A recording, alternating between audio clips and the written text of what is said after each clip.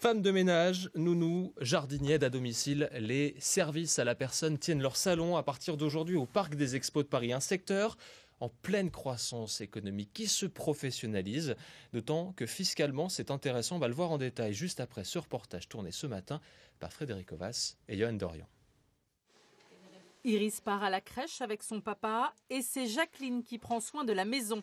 Depuis 3 ans, cette employée intervient 5 heures par semaine dans cette famille. Ménage, repassage.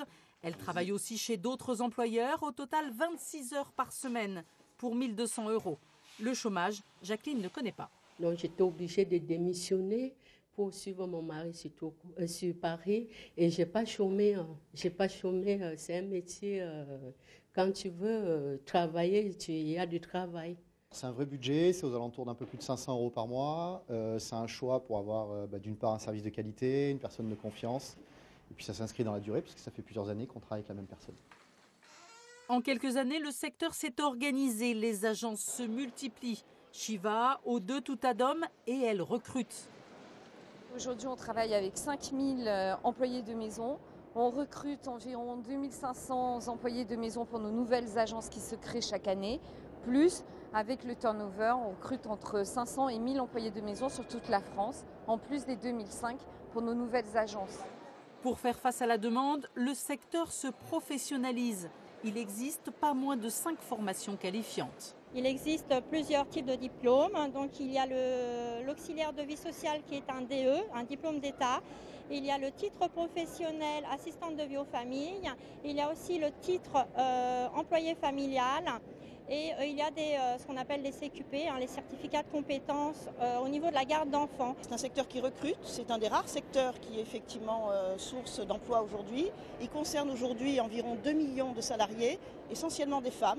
90% effectivement des salariés du secteur sont des femmes et la tendance est à la hausse. On prévoit d'ici 2016 environ plus de 170 000 nouveaux emplois créés. Dur de se réveiller ce matin. Et ce n'est pas encore ce robot, même impressionnant, qui va remplacer une vraie aide à la maison. Des aides à la maison qu'on est nombreux à solliciter, que ce soit régulièrement ou pour un petit coup de main. Et justement, on va aller plus loin avec vous, Bertrand Lambert, puisque contrairement à une idée reçue, c'est beaucoup plus intéressant de déclarer ses emplois à domicile.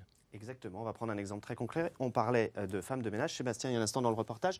Vous voyez, une femme de ménage qu'on décide par exemple de payer 12 € de l'heure. On la prend 2 heures par semaine. Ça revient donc à 24 € de salaire par semaine. Jusqu'ici, tout est très simple. Si on la déclare, les cotisations salariales s'élèvent à 18,64 €. Le coût total est donc de un peu plus de 42 €. Avec l'avantage fiscal, qui est très simple à calculer puisqu'il correspond à 50% de cette somme. L'avantage fiscal est donc de 21,32 €. Il vous reste donc en coût final, après avantage fiscal, un peu plus de 21 €. C'est bien moins que les 24 € de salaire que vous auriez payé de la main à la main. Mais il y a des limites quand même. Évidemment, il y a un plafond à ne pas dépasser. Il est de 12 000 €. Au-delà de ce plafond, l'avantage fiscal ne fonctionne plus. Il est porté à 15 000 € si c'est la première année que vous déclarez des salariés à votre domicile.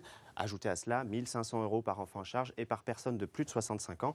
Autre plafond, celui qui correspond à un foyer avec titulaire d'une carte d'invalidité. Là, il est de 20 000 €. Et ça concerne qui ? Absolument tout le monde, que vous payez des impôts sur les revenus ou que vous n'en payez pas. Dans un cas, vous avez une réduction d'impôt, on vient de le voir. Dans l'autre, un crédit d'impôt, autrement dit, l'administration fiscale vous envoie un chèque. Ça concerne quel service ? Hormis les gros travaux, absolument quasiment tous les services. On parlait la vie quotidienne, il y a les femmes de ménage, les nounous, les petits travaux, les gardes d'enfants, on l'a dit, le soutien scolaire, mais aussi l'assistance aux personnes âgées et handicapées. Très bien, merci beaucoup Bertrand. Pour se renseigner, on se rend sur le site du chèque emploi service universel. C'est très simple pour déclarer, l'adresse est ici. Merci beaucoup Bertrand Lambert pour ces explications.